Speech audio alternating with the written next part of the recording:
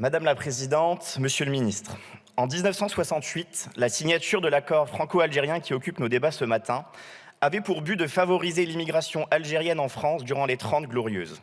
C'était une réponse au développement rapide de notre économie pour encourager la venue d'une main-d'œuvre étrangère. La France comptait alors moins de 300 000 chômeurs. 55 ans plus tard, la France en compte plus de 5 millions. Et 40% des ressortissants algériens vivant en France sont chômeurs ou inactifs. C'est 3 fois plus que les Français. Cet accord, traité international ayant une valeur supérieure à nos lois, régit de manière dérogatoire la circulation, le séjour et le travail des Algériens en France et prévoit des conditions d'entrée beaucoup plus favorables que pour les autres pays. Les Algériens peuvent accéder plus rapidement à la délivrance d'un titre de séjour valable 10 ans. Le regroupement familial est quasiment automatique, sans que les conditions d'intégration ne soient préalablement vérifiées.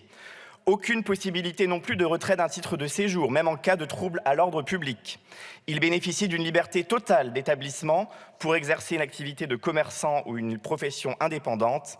Rappelons aussi que les Algériens ne paient pas leur titre de séjour et que ce coût est donc à la charge du contribuable français. Tout cela fait des ressortissants algériens la première nationalité immigrée dans notre pays. Ils sont près de 900 000 à vivre en France, selon l'INSEE.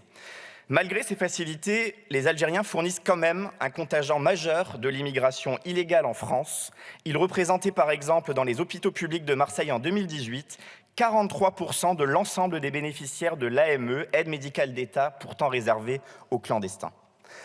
Alors, le temps est venu de mettre fin à cette brèche dans notre ordre juridique, qui fait que les Algériens ne sont pas soumis à nos lois sur l'immigration. Et parce que le RN est pour l'égalité entre tous les étrangers, le temps est venu de mettre fin à cet accord qui participe à l'immigration de masse, carburant de l'insécurité et dont les Français ne veulent plus.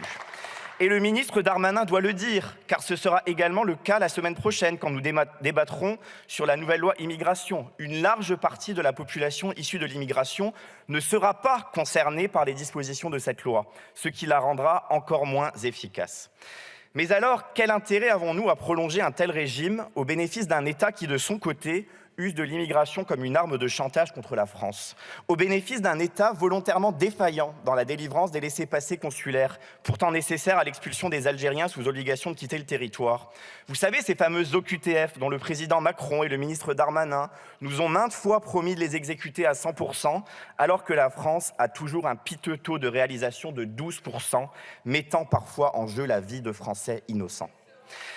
Quel intérêt avons-nous alors que cet accord n'est pas réciproque et que les Français ne disposent d'aucune facilité pour se rendre en Algérie?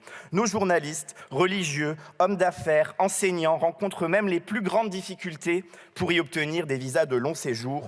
Nous le disons, le temps est venu de dénoncer cet accord.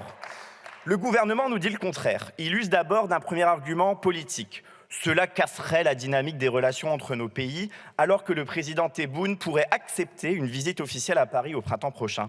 Mais soyons honnêtes, la seule dynamique qui est observée dans nos relations, c'est celle du nombre de visas octroyés par la France et qui va atteindre 300 000 rien que pour l'année 2023. Si le président Tebboune vient à Paris, ce sera d'ailleurs pour négocier de nouveaux avantages, mais aussi pour gagner, il faut le dire, en légitimité politique en Algérie. Le gouvernement use ensuite d'un deuxième argument contre la dénonciation, juridique cette fois. Mais la France pourrait dénoncer unilatéralement ce traité en estimant qu'il est obsolète, comme le prévoit la Convention de Vienne. Vous le savez peut-être, Monsieur le Ministre, mais il est considéré par les meilleurs juristes, y compris ceux du gouvernement, que la dénonciation de cet accord signifierait simplement que les ressortissants algériens seraient soumis au droit commun comme tous les autres ressortissants étrangers dans notre pays. Contre une dénonciation, vous prônez donc une renégociation. Mais l'accord a déjà été renégocié à plusieurs reprises, chaque fois en maintenant les avantages particuliers au profit des Algériens. Cette voie est donc illusoire. Mais beaucoup d'entre vous en sont conscients, car on a pu lire dans la presse que le sujet faisait débat, même entre les groupes et les députés de la majorité. Et même votre ancien Premier ministre Édouard Philippe le dit, le maintien de cet accord n'est plus justifié. Alors, chers collègues, votons pour cette résolution. Cela permettra de remettre à plat nos relations avec Alger, d'instaurer un équilibre sans chantage et dans tous les cas, en 2027, Marine Le Pen fera ce que vous n'avez jamais tous eu le courage de faire en matière d'immigration, et notamment sur cet accord qu'elle dénoncera. Merci, monsieur le député.